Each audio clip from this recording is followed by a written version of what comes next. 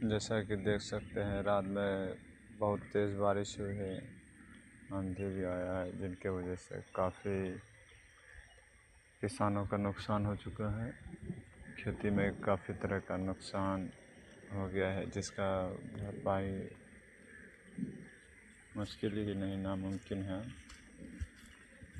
ये देख सकते हैं किस तरह से मक्का पानी में बिल्कुल डूबा हुआ है, कटा हुआ मक्का। और जो उधर खड़ा है वो भी, उनको भी गिरा दिया है आंधी। किसान मेहनत कर रहे हैं, पानी को भगाने की कोशिश कर रहे हैं, लेकिन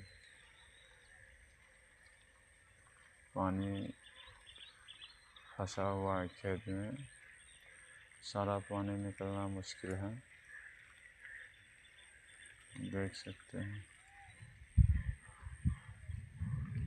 किस तरह का नुकसान हुआ।